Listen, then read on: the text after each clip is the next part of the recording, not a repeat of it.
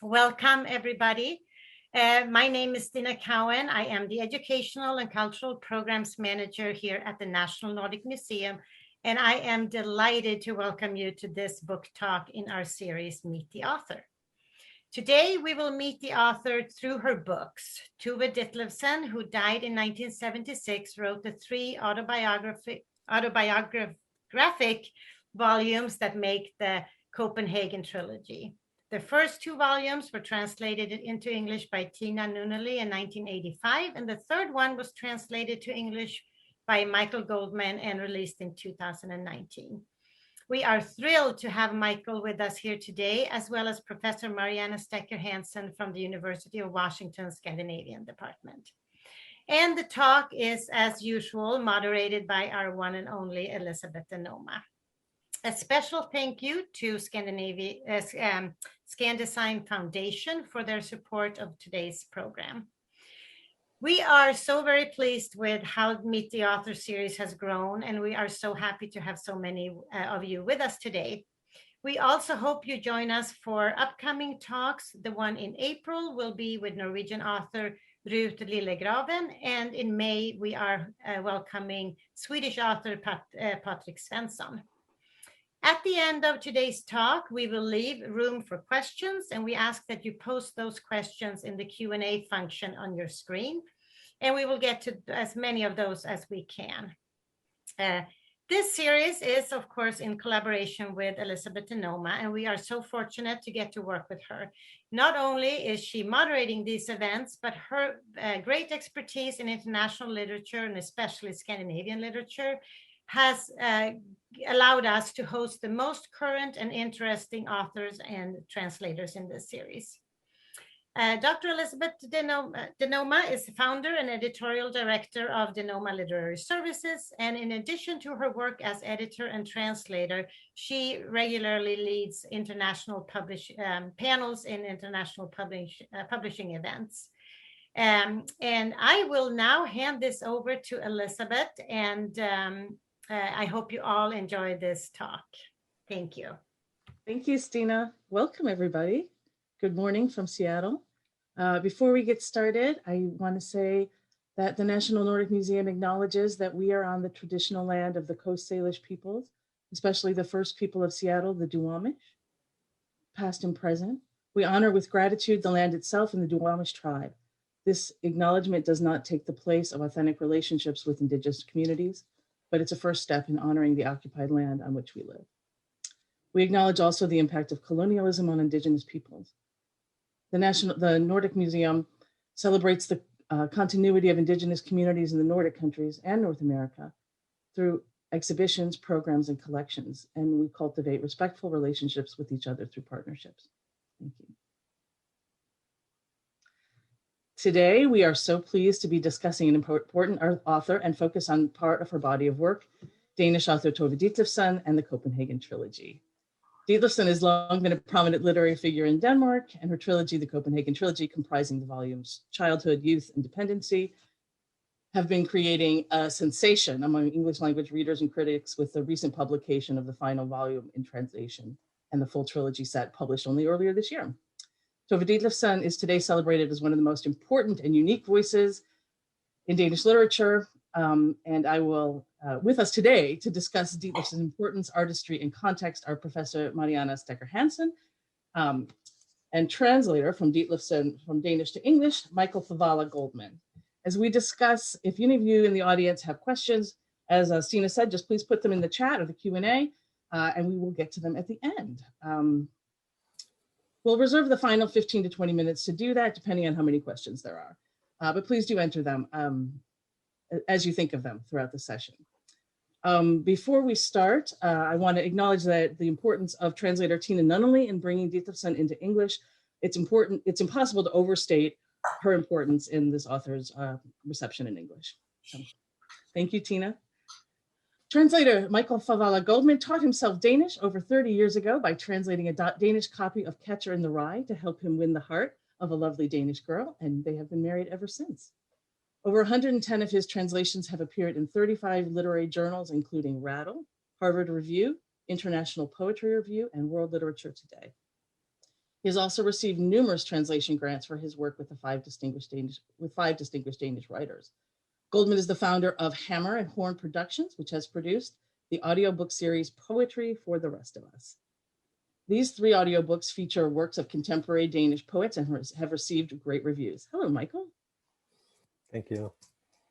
We also have with us today Professor Mariana Steckerhansen, a professor of Danish and Scandinavian Studies at the University of Washington. Professor Steckerhansen has published on numerous topics in Danish literature and Scandinavian culture.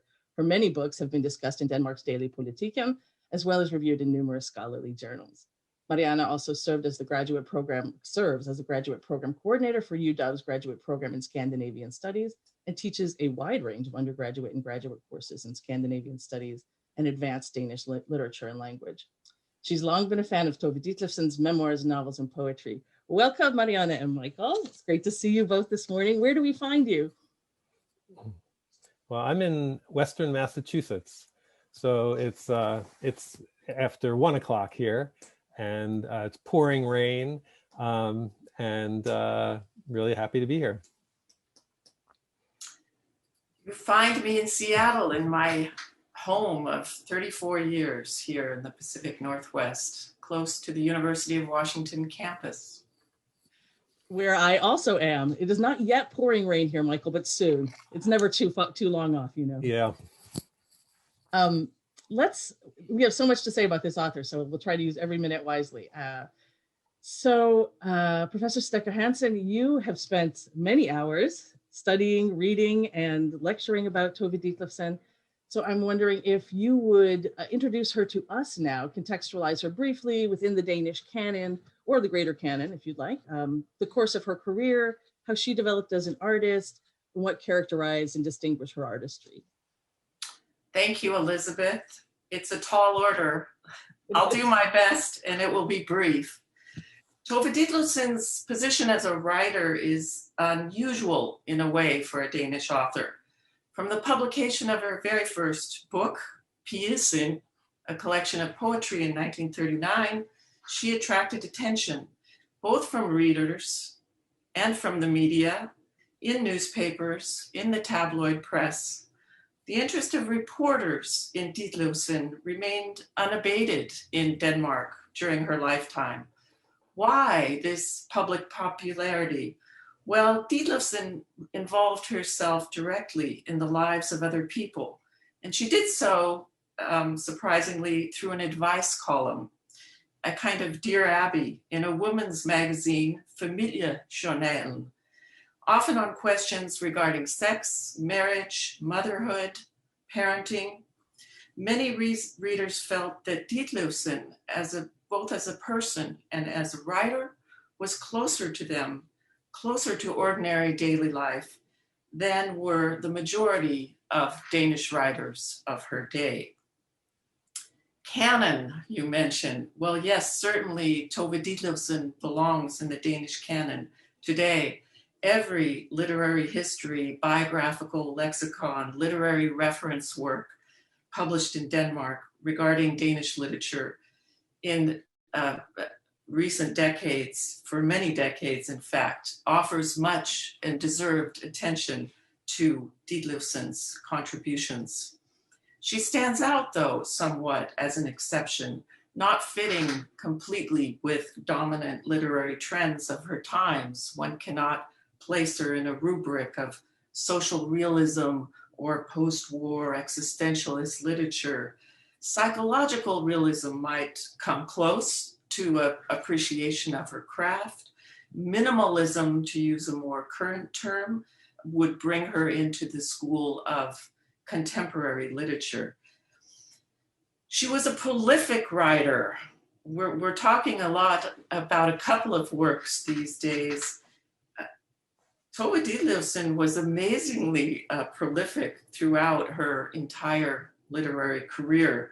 37 books, one approximately for every year that she was productive.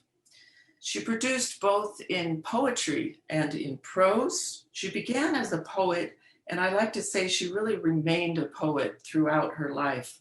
Poetry is always in the construction of Tove Ditlevsen's prose. She produced 11 books of poetry, collections of poetry, beginning with Pigesind, which has been referred to in the press in the United States and England as Girl Soul. These were her early poems that were somewhat traditionalist, I should say, in form. She went on to publish no less than 7 novels, many of them one would call autobiographical in content, although they certainly constitute fiction. Among these novels was, or is, Barndommens Gade, The Street of Childhood, published in 1943. This is considered a classic in Denmark and was the basis for a very popular film adaptation in the mid-1980s. Further, among her novels, she published Ansigterne, The Faces, in 1968, also in a fabulous English translation by Tina Nunnally, originally from 1991. Ditlevsen further published 4 collections, at least, of short stories, 2 children's books, autobiographical essays, and even a book of aphorisms. From the age of 20, when her first poem was published in 1937, as I turn my page, in the literary periodical Wild Wheat, Hvide, Ditlevsen never stopped, shall I say, pounding or hammering at her typewriter. The language of her prose appears simple. It's quite sophisticated, and it's surprisingly precise, or I should say concise. She reproduces the cadences of speech in her dialogue, one of the things I really admire about her. She practices exclusion, the removing of all superfluous detail, making for a very tight, condensed style. A forerunner, again, I would say, to today's minimalism, a popular form in Denmark among Danish writers today. Danish critics, I should say particularly male critics of her day, often misrepresented her prose, calling it superficial, traditionalist, or banal. Worse yet, women's writing. I disagree, of course, as do others. She employs a brutal honesty at times, self-deprecating detachment. Inner struggles and intimate relationships are the subject matter of her books, including, of course, her 4 marriages. Viggo F. Møller, Ebbe Munch, Dr. Karl Ryberg, and Victor Andreasen, the newspaper editor, all become the subject matter in Gift, Dependency, which we'll discuss today. Ditlevsen draws strongly on her working class childhood, which she perceived as having harmed her, as having been an obstacle in her life, in at least the life that she wanted. She also draws on these intimate partner relationships and her 4 marriages. She draws on her chronic substance abuse and addictions, which we read about in Dependency, which led to institutionalizations, depression, apparently multiple suicide attempts. These are lived experiences, and they become material for the memoir, a genre which we today would say is related to its younger cousin, autofiction. Artistry and talent, it was remarkable. What is remarkable in her writing is its intimacy, its immediacy, its vitality. It feels, the memoir in particular, like a just written diary entry. One of the critics wrote this, I borrowed. Tove Ditlevsen observes, and she captures her subject or the internal experience. She seems not to judge. Brutal candor and artistic integrity are her artistic trademark, in my opinion. Now, I might add, with regard to the reception of the memoir, Barndom, Ungdom, and Gift, as they were titled originally in Danish, what has come to be called the Copenhagen Trilogy in the English translation, these did not cause critical sensation in Denmark when they were originally published in 1967 and then later 1971. Tove had already written about, I'm on first terms with her now, Tove. Tove had already written about her childhood and youth many times before in fictional form, for example, in Barndommens Gade, The Street of Childhood, and also in her autobiographical essays. And further, before Dependency or Gift was published in 1971, she had published the novel Ansigterne, The Faces, which had come out in 1968. And that novel demonstrated that Tove Ditlevsen was in the midst of a dramatic, artistic development as a writer. Ansigterne, The Faces, is postmodern, it is expressionistic in style. So the publication of Gift or Dependency in 1971 came after Faces. And I must add, did cause some uproar among critics and readers because of the way she implicated her marriage and other persons involved. That's my introduction to Ditlevsen. Wonderful. Thank you so much for that.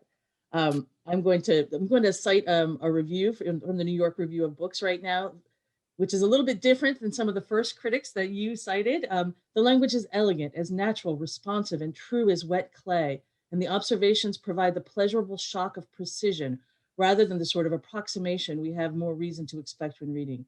The experience is overwhelming. It's as if Ditlevsen has moved into your head and rearranged all the furniture, not necessarily for your comfort. The book is as propulsive as the most tightly plotted thriller. Even when you want to put it down, it seems to adhere to your hands. I think that's a brilliant review. And I think we might agree with some of the sentiments expressed in there, the three of us as fans. So Michael and Mariana, it strikes me that experiencing art in your professional context, whether you're teaching Ditlevsen, translating Ditlevsen, is a slightly different experience than just picking up the books because you read about them in the New York Times or the Guardian, or even because you're already a Ditlevsen fan. I'm curious to know when this author entered each of your lives and how, and what struck you personally or professionally about her writing, and sort of how has your relationship with her and her work developed as you've spent so much time with it, each of you? Okay, I could go first. So I had read Street of Childhood, Barndommens Gade, as because it is a classic of Danish literature, and that was where I met Tove Ditlevsen first. But that was a couple of decades ago. It was only about 5 years ago, as I was passing through the Copenhagen airport after a visit in Denmark, that I was walking through browsing in the bookstore in the airport, and there were a number of Tove's books that had been republished because it was her centennial. It was about 100 years from her birth. And so they had a copy of Gift, her third and final memoir, that I picked up, not really knowing what it was. But I brought that with me and added it to my pile of reading. As I got to it and read it in a few days, I remember distinctly laying the book down after the final page and just thinking to myself, just intuitively, I think I just read a masterpiece. And this is not the kind of question that occurs, the kind of statement that occurs to me very often. And it wasn't because I analyzed her work or anything. It was just this feeling that I felt like this was not just a Danish masterpiece. This was like a book that belonged to the world. This was a book that spoke deeply to just being human, and that she had bared herself so thoroughly and exposed herself so thoroughly that it was like a mirror for me as a reader, and I think it could be for perhaps anyone, to be able to expose ourselves as well, to see new aspects of ourselves, because she is leading us in that direction through her story. So just to give an example of why the book is so compelling to me, one is that there's a lot of paradoxes and juxtapositions. There's a lot of really funny and ironic scenes throughout the book. Like when they steal, like she and her mother steal her husband's clothing to make a dress for her mother without telling him. And then they show up at a party and she's wearing it. And he's like, oh, I have a suit just like that at home. But also, also deadly serious scenes, juxtaposed, with that, like, getting a back alley abortion and the way that she describes that. The language is completely accessible. Like she's sitting there, like she's your best friend talking to you on the sofa, but yet she's using this accessible language to penetrate some of the deepest and most difficult emotions that people have. And that's not just any writer that can do that.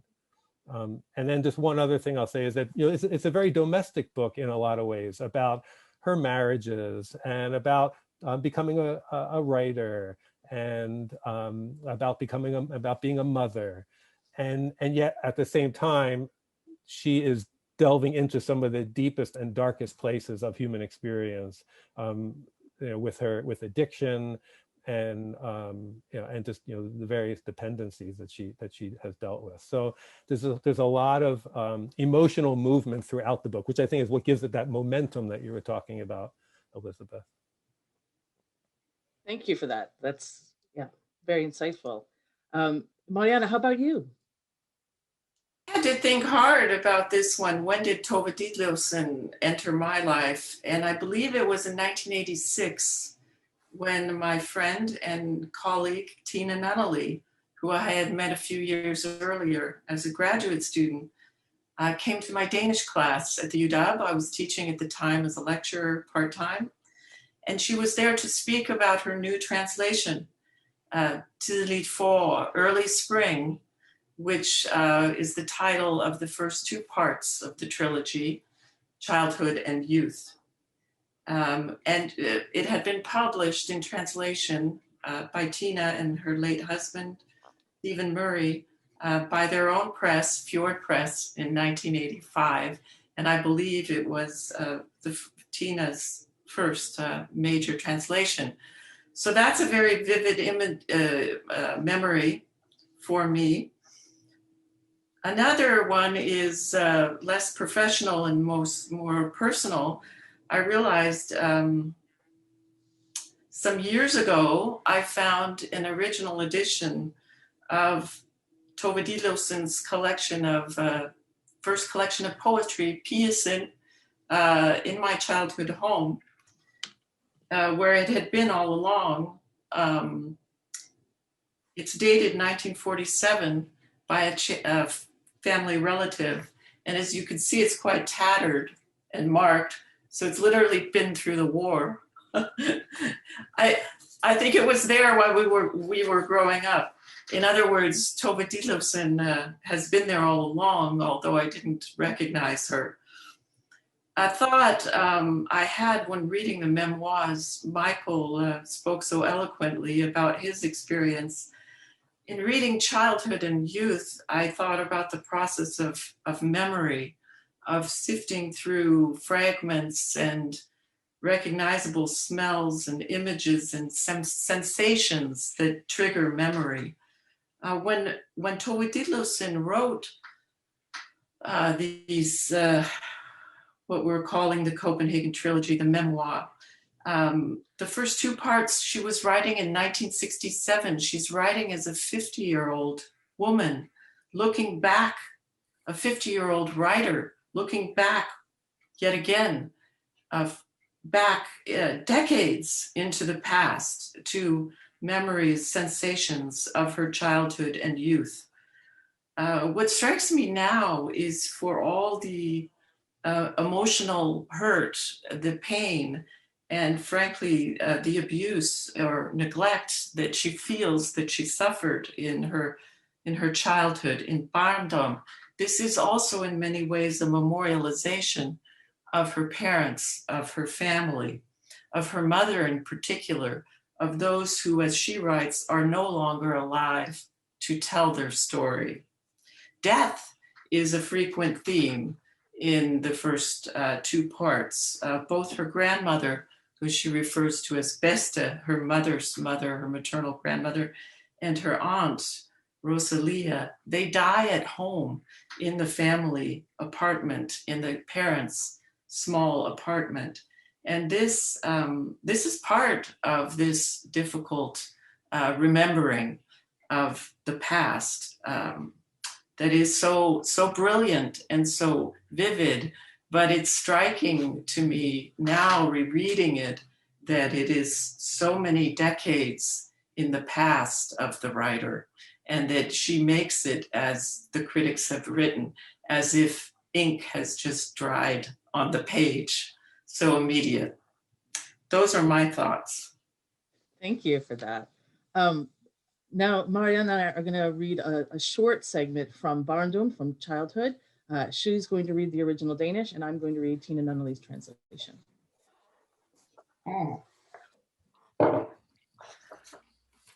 So this is from Barndom. Mørk er barndommen, og den vonder sig altid som et lille dyr, der er spærret inde i en kælder og glemt. Den står ud af halsen som frostånde, og samtidig er den for lille, andre gange for stor. Den passer aldrig nøjagtigt. Først når den engang er skudt af som en ham, kan man i ro betragte den og tale om den som en overstået sygdom. De fleste voksne siger, de har haft en lykkelig barndom, og måske tror de selv på det, men jeg tror det ikke. Childhood is dark, and it's always moaning like a little animal that's locked in a cellar and forgotten. It comes out of your throat like your breath in the cold. And sometimes it's too little, other times too big. It never fits exactly. It's only when it's been cast off that you can look at it calmly and talk about it like an illness you've survived. Most grown-ups say that they've had a happy childhood, and maybe they really believe it themselves, but I don't think so. So I have a question for you both. As we've indicated already, the Copenhagen Trilogy has had incredible reviews and attention since its publication. But before the final volume of this series, the series hadn't been translated for quite some time. What do you think are the factors that make Ditlevsen's work appealing to international publishers at this moment? I think it was published first in the UK and then in the US. And Michael, maybe you want to share your insights to start us off here in a practical way, and then Mariana can share her insight about what makes this a timely collection at this moment. Yeah. So my first reaction is that this book or this trilogy could have been a big hit at any time in the last 50 years, and I believe that it really does belong to posterity, because it speaks to the human condition in such a universal way. I think that it was really a stroke of genius and luck and coincidence that Penguin was looking for a female Scandinavian author to promote, and asked at the Danish Arts Foundation table at the Frankfurt Book Fair about 4 years ago. And without knowing it, I was already in the process of translating Dependency. And it was just because it's simply a stroke of coincidence that as they were looking for something of Tove Ditlevsen's to promote, that I happened to have this third memoir completed. And I don't know how that happens, that 45 years later that kind of coincidence happens, but it did. And so I think that having, when the first two books of her memoir came out 36 years ago, they got good reviews, but they were also put out by very small presses in both the UK and the US, and eventually went out of print. Having Penguin and FSG behind the trilogy, I think it was a stroke of genius also that Penguin decided to add the third book to the memoir and package it as a trilogy, which had never been before in Denmark. This is a new convention that they decided to construct. and it really works. And as you've probably heard in many of the reviews, that dependency is really kind of the clincher or the most harrowing of the books, that that really makes a huge impact and adds to the two that were published previously. And part of the reason why I feel like they're particularly relevant today, or could have been relevant anytime really in the last 10 years, is because the book deals very directly in the second half with her addiction to opioids, which obviously has been a huge crisis in the US and in other countries. And for her to expose herself so deeply in the throes of addiction and that process, I think is just for me, it promotes compassion and understanding for someone who is in that position. Thank you. We're going to read another section, this time from Ungdom. Mariana is going to read the Danish, and I will read Tina's translation from the English. From Ungdom. Viggo F. tilbyder at betale en bil hjem, men jeg siger, at jeg sagtens kan gå det lille stykke vej. Og jeg tilføjer, at jeg kan heller ikke finde ud af, hvad jeg skal give. Jeg kan heller ikke finde ud af, hvad jeg skal give chaufføren i drikkepenge. Husk, at det hedder chaufføren, siger han, ikke chaufføren. Det er alt for københavnsk.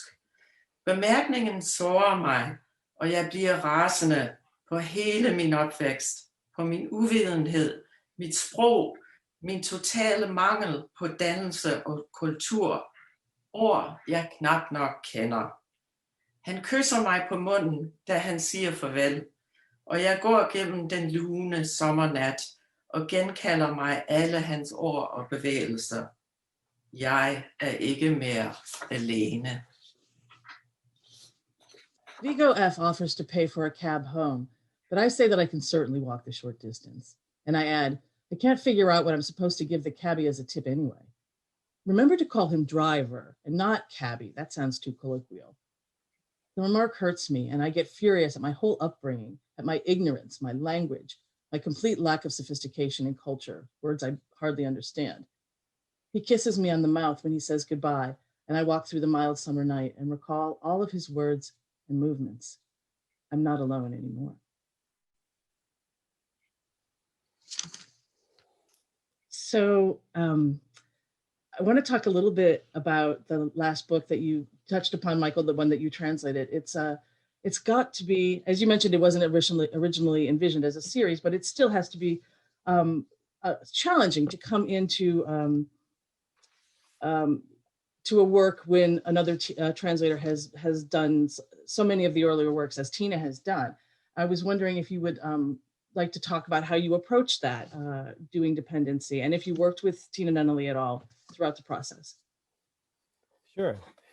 So when I read Gift, Dependency, which became Dependency, I had done no research. I didn't know which other of her books or memoirs had been translated or not, and that was not. It really wasn't even in my mind. What was in my mind is to take on this project and bring it to fruition. And so I didn't know Tina then. I know her quite well now. We've had many, many conversations since the books got picked up by Penguin and then FSG. And I've read her translations as well. And yeah, of course, they're great.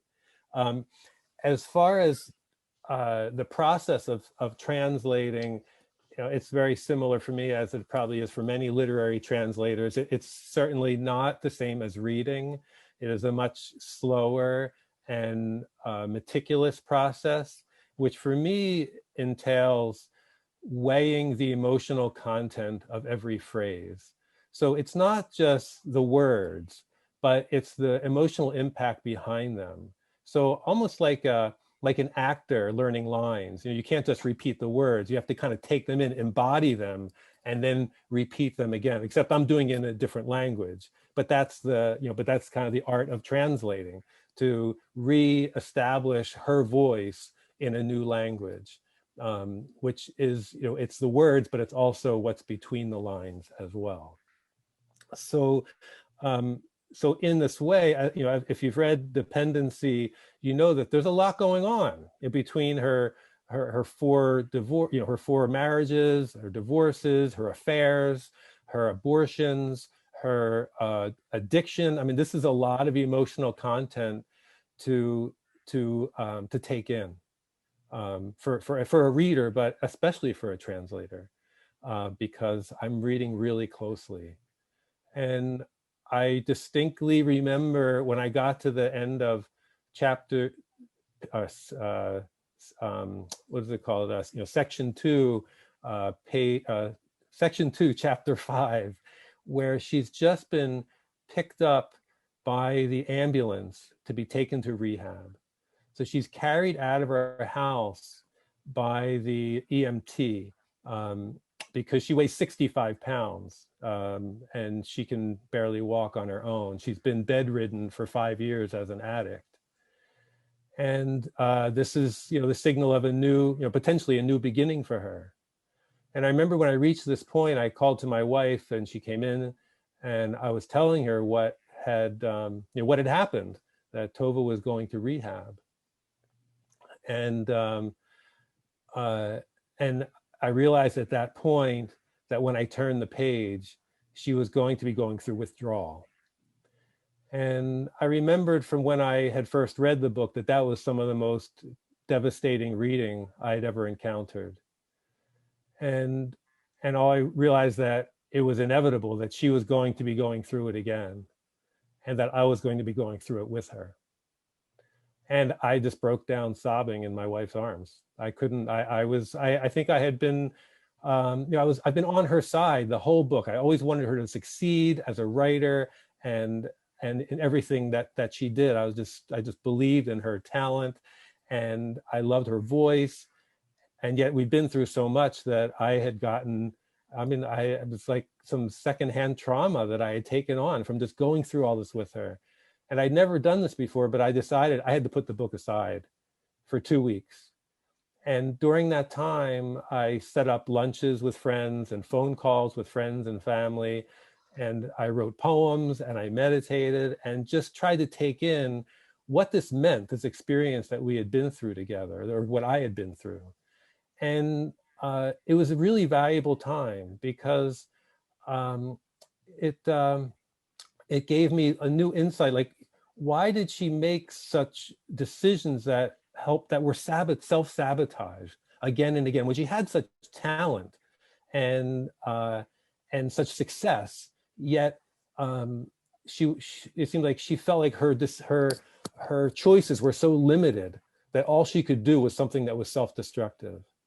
And I came to the conclusion that I do that, and that probably all people do that to some degree, that because we have blind spots, that we repeat behavior that's not in our best interest.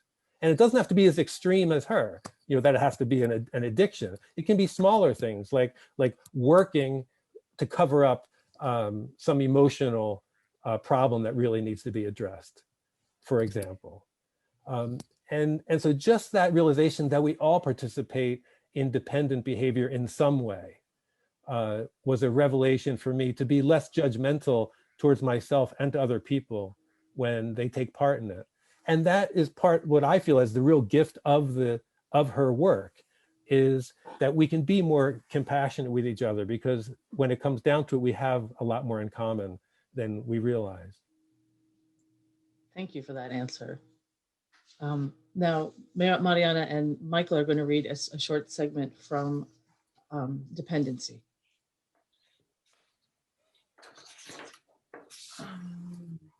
This is from Gift, Dependency. Jeg har det godt i denne tid. Jeg skal giftes. Jeg skal have et barn. Jeg har en ung mand, jeg elsker.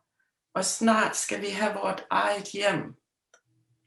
Jeg siger til Ebbe, at jeg aldrig vil skilles fra ham, og at jeg ikke kan fordrage, når livet er indviklet, som det var for nylig. Han tager mig under hagen og kysser mig. Måske, siger han, er du selv indviklet, så bliver dit liv indviklet også.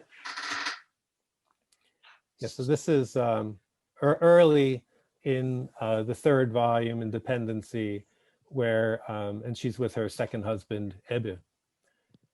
And she says, I feel good these days. I'm going to get married.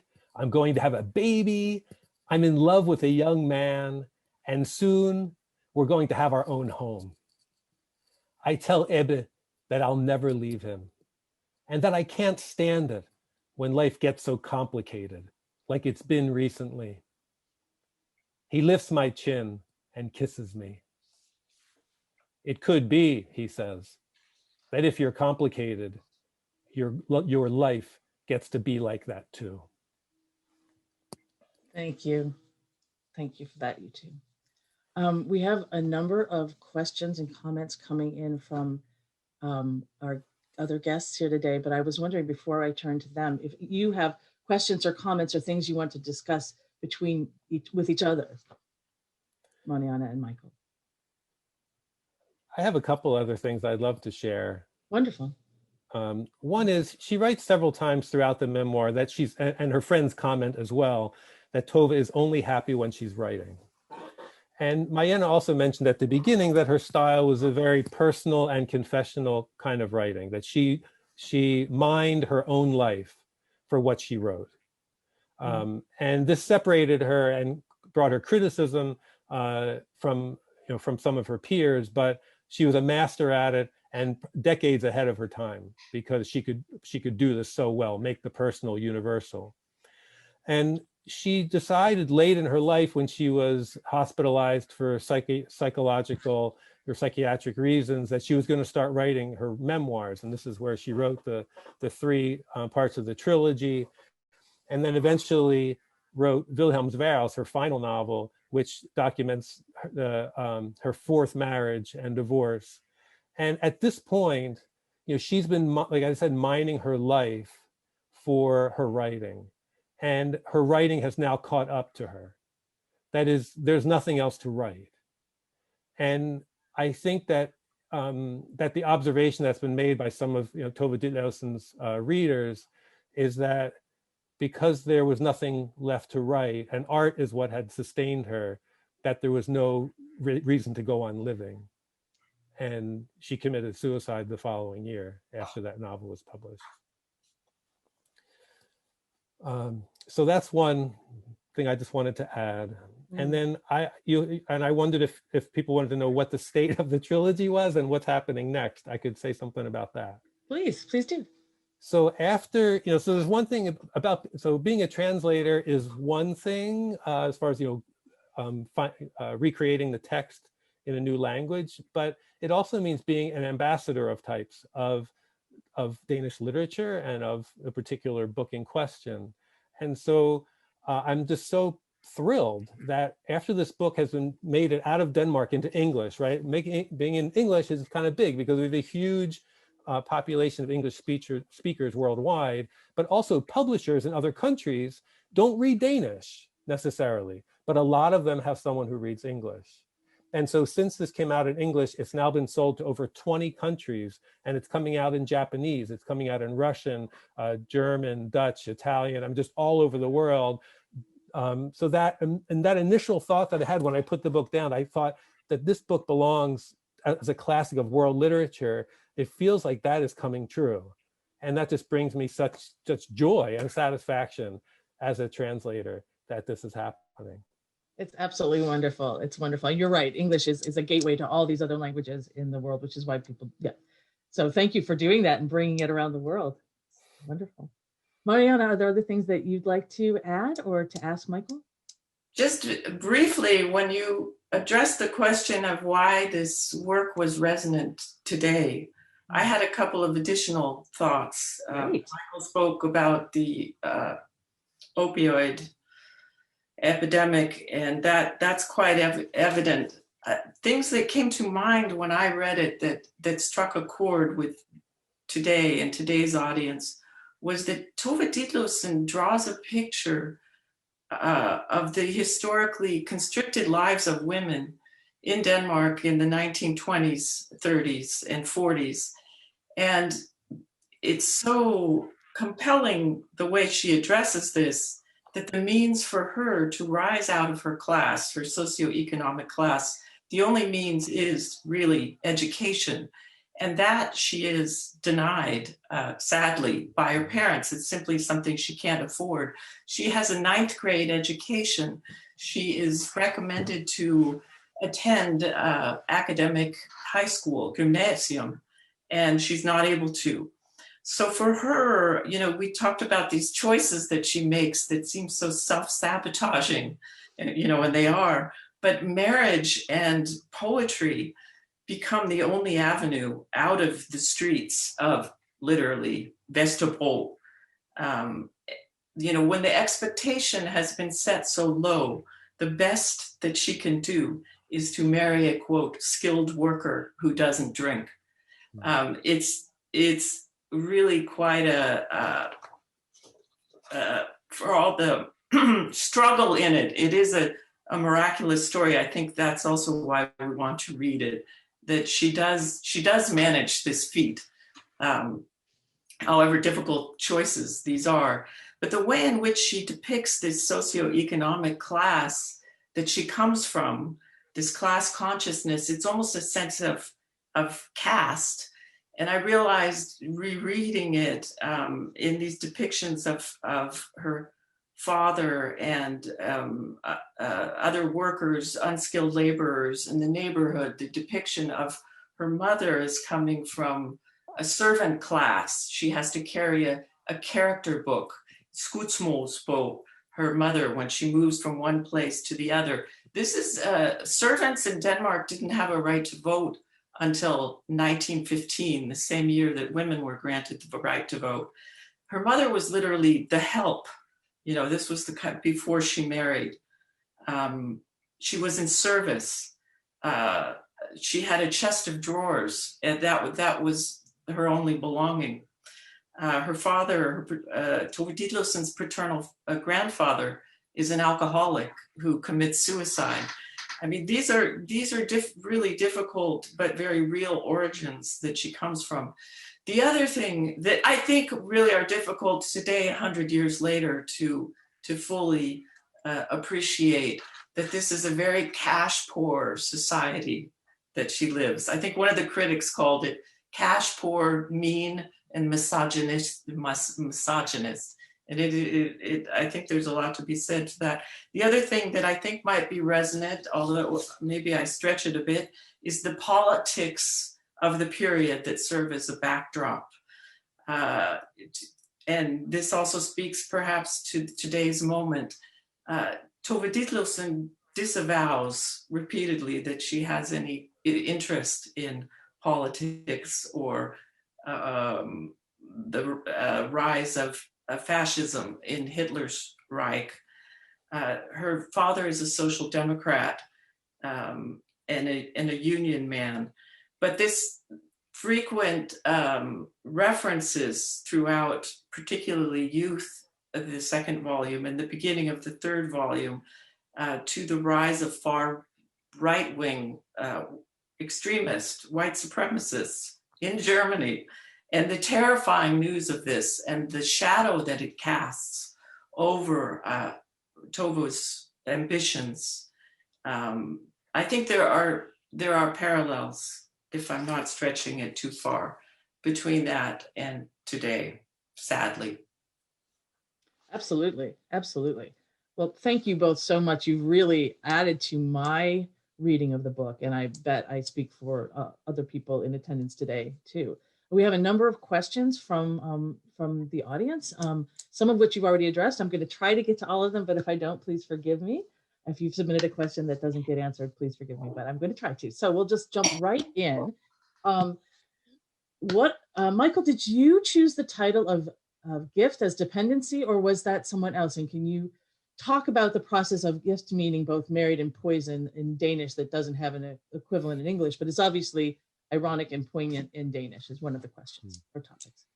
Yeah, sure. It's a brilliant title in Danish. As the person mentioned, gift means both married and poison, which the third book certainly delves into both of those maybe more deeply than we want.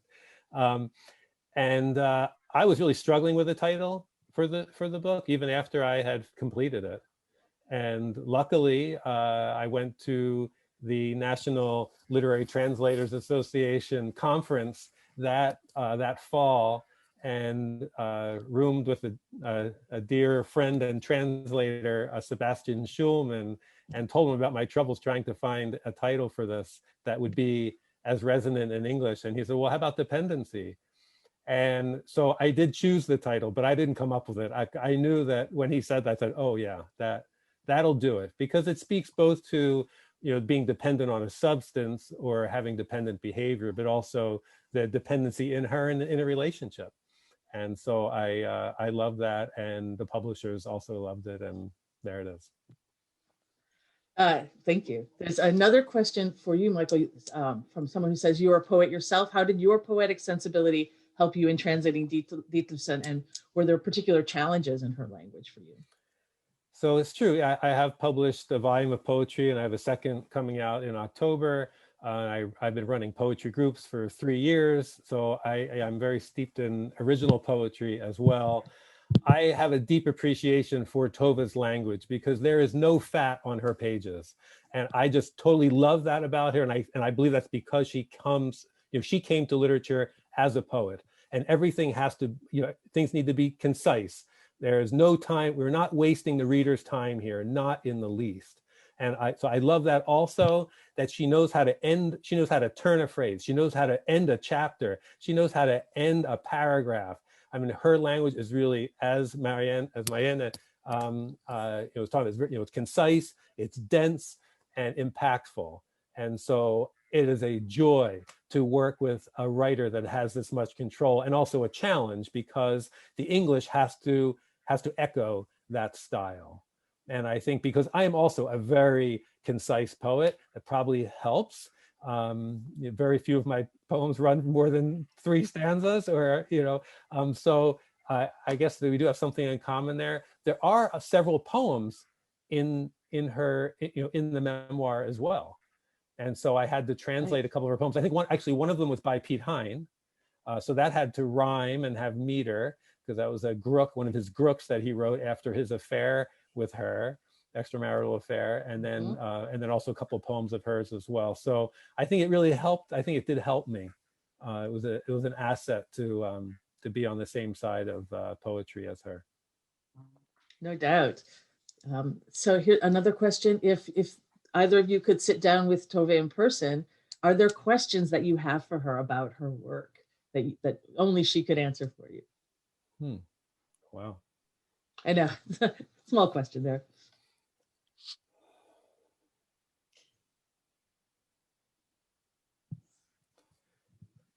And you can think about that while we go on. This is something that I think is really extraordinary about the way she writes. Is that, as I mentioned, obviously it's concise, it's dense, it's emotional, but she doesn't preach one sentence in the 400 pages. She never tells anybody what to think, or goes on at length philosophizing about anything. And so what it makes me wonder if in her writing, is she so focused on her own psyche that she can make this this mosaic fit so perfectly in of her words and of her stories? Or is she thinking that next step, that when somebody reads this, they're going to see that this is also social commentary, that this is also a work of humanism and not just about me? And I wondered, what was she in that? Did she go there, or is that just us taking it there? Yeah, good subject. Mariana, how about you? Is there anything that you've always wanted to ask about Tove Ditlevsen's authorship? I can't say. I feel Michael's addressed this question so well. I think he spent many more hours with Tove as a translator than I have. Yeah, it's a very intimate relationship, translating this kind of material. So here's another question. Mariana, you said Tove couldn't go to gymnasium for economic reasons. Was gymnasia not free at that time, or was it that she was required to go and earn a living? I actually pondered this question, and I realized the answer was simple. Coming from this class that she did socioeconomically, at 14, she's confirmed. She's considered to be an adult, and she's to enter the work world. And as you will note from reading it carefully, she pays rent, room and board to her parents. It's that income that they can't do without. For her to attend gymnasium or academic high school would mean that they would not only lose out on another income for the family, but they would also have to pay her keep, so to speak. She would need to be housed, she would need to be fed, perhaps there would be some books. Again, this is a very cash poor environment one is living in. It's a little like the environment actually that my father grew up in the 1920s and 30s in Odense, in a small apartment, raised by a single mother with a younger brother. Every øre, which is like a penny, had to be turned. It was the Depression, it was then the war. There was an outhouse out in the courtyard. You had to go down into the cellar and get the coal and so forth. It was not an unusual story. Many people in Denmark, in the cities, lived this way, and many did not experience it the way Tove Ditlevsen did. Perhaps it wasn't such a hardship. Perhaps there were other things that were more important. But for her, it was obviously a very traumatic childhood. And the fact that she was not able to study, to attend the gymnasium, that was indeed really a disappointment, given she had such talent, such a mind. Absolutely, absolutely. And I think this will be our last question. One of our audience members says that a lot of Nordic writers are characterized, or their style is concise, laconic, direct, and not preachy. And she's wondering if there's something specifically Nordic about this.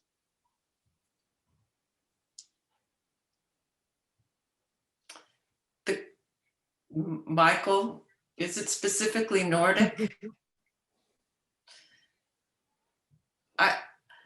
I want to say something about the mood, or the darkness, the dampness. One of the critics wrote about this. The sun must have shone sometimes in Denmark during the 30s and the war, but did it? It seems that it was a very dark, damp place. Barndommen er mørk, childhood is dark. It seems to rain always in Tove Ditlevsen's childhood. It's gloomy indeed, it's gray. Is that Nordic? Question mark. So, I've lived in Denmark, and the winters are really long and wet and dark to me. But I also, when I think of reading the dependency, especially, it's during the occupation by Germany. It's 70 years ago. So it seems really far away and almost kind of romantic, right? I'm reading about a place really long ago and far away where things happen that I know a little bit about from history books, and the story unfolds. And yet as the story unfolds, I feel it coming closer and closer, and eventually ending up right in my chair. That this is not a story of long ago and far away. This is a story that is continuing right now in each one of us. And so I feel like that element of romance is a great beginning to kind of hook the reader, in that this is a really good story by a really authoritative, controlled and skilled writer. And then before you know it, it has you. Absolutely, absolutely. Thank you so much. I think that you have hooked all of us to read more Ditlevsen, both of you. So I'm going to close out by asking what projects each of you is working on right now. Well, I'm really thrilled to say that I got the proofs from Penguin yesterday for 2 books of short stories that I translated by Tove Ditlevsen, and they're scheduled to come out in about a year. So there will be a follow-up to this. It'll be short stories of Tove Ditlevsen in my translation in 2022 by Penguin, and very likely, it looks like very likely that FSG will pick them up and distribute them in the US as well. So stay tuned, and you can write to me and stay informed on what's happening. Wonderful. Thank you so much. I've just published Nordic War Stories, an edited collection. May I do this? Hold it up. Bergham Books. Please And, do.